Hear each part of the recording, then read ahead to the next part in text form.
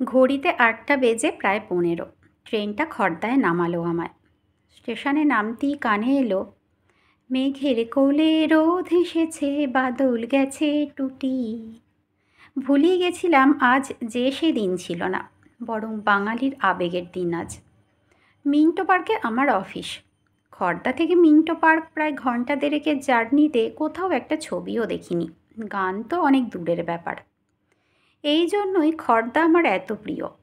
Station থেকে তাড়াতাড়ি নেমেই দেখলাম পাশের গলিতে একটা ছোট্ট স্টেজ বানিয়ে মস্ত আয়োজন করে উদযাপন হচ্ছে রবীন্দ্র জয়ন্তী। রাখাল ছেলের সঙ্গে ধেনু, চড়াবে আজ বাজিয়ে বেনু। এই লাইনটা যখন বাজছে আমি গলির ভিতরে ঢুকে স্টেজটা দেখতে পাচ্ছি। এখান থেকে কিছু দেখা যাবে না, কারণ এই গানের নৃত্যশিল্পী হয়তো মাটি থেকে জাস্ট একটু বড় হবে। আর অমন ক্ষুদে শিল্পীদের নাচ দেখতে আমার বেশ ভালো লাগে। দেখব বলে প্রায় ছুটছি, কিন্তু কয়েক পা এসেই অবাক হলাম। মঞ্চে ক্ষুদে নয়, বেশ বড় বয়স্কা বললেই চলে, কোমরে হাত দিয়ে নেচে চলেছে। দেখে শুধু অবাক নয়, হাসি পেয়ে গেল। মানুষের রুচি কোথায় নেমেছে! গলির অনুষ্ঠানে এমন একজন বয়স্কা মানুষ ধেই ধেই করে নেচে চলেছে। ভাবতে ভাবতে আমি ততক্ষণে মঞ্চের সামনে। পাশে একটা বাচ্চাও নাচছে, সেটা গানটার সাথে বেশ মানিয়েছে। পাশে ওই উদ্ভট দৃশ্যটা না থাকলেই ভালো হতো। আমি তাকিয়ে দেখলাম দর্শকের আসনে বসে অনেকেই হাসছেন। আশেপাশ থেকে শুনতে পেলাম অনেকে বলছে, ভীমরতি। বয়স্কা হলেও অনেকে ভালো নাচে, হয়তো কৈশোরে শিখতেন, কিন্তু এনার মধ্যে সেইটুকুও নেই। তারপর আবার যা চেহারা, সেটা অযত্নের ফলে এতটাই অবাধ্য হয়েছে, তাতে বিষয়টা আরও হাস্যকর করে তুলেছে। নিজের ওপরই বিরক্ত লাগছে। এতক্ষণে বাড়ি ঢুকে যেতাম। কি দরকার ছিল এখানে আসার? শুধু শুধু সময় নষ্ট। ভেবেছিলাম একটা অন্তত নাচ বা গান যদি দেখতে পেতাম, দিনটা সার্থক হতো। অসহ্য লাগছে সব। তাড়াতাড়ি পা চালিয়ে উল্টো দিকে ঘুরলাম বাড়ি ফিরব বলে। পরিচালিকা ততক্ষণে মঞ্চে উঠে বলতে শুরু করে দিয়েছে, অপূর্ব একটা উপস্থাপনা, নাতনি ঠাকুমা জুটি। শুনেই রাগ ধরছে। পরিচালনা করবে বলে যা ইচ্ছে তাই বলবে। পিছন থেকেই শুনতে শুনতে হাঁটছি সামনের দিকে।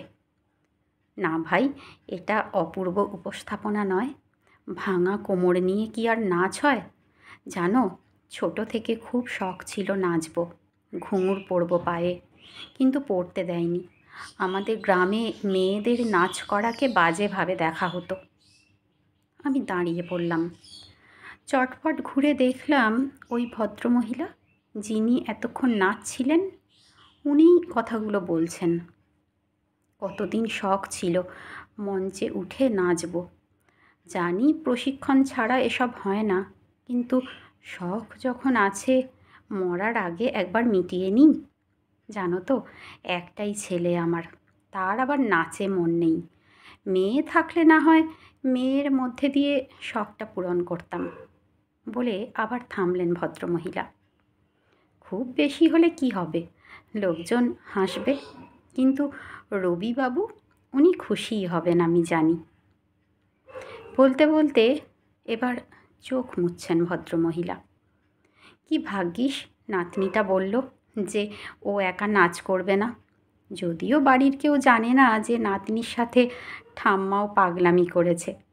সে যে যা ভাবে ভাবুক, আমার ইচ্ছেটা তো পূরণ হলো বলো। এবার মরেও শান্তি। শুনলাম দর্শকের আসনে বসে থাকা লোকজন ফাটিয়ে হাততালি দিচ্ছে। এতক্ষণ এরাই বোধহয় হাসছিলেন, আর এখন বলছেন, দারুণ দারুণ। সত্যি, সব কিছুর মান বিচার করার দরকার নেই। মনের শখের ওপর আর কোনো কথা হয় না।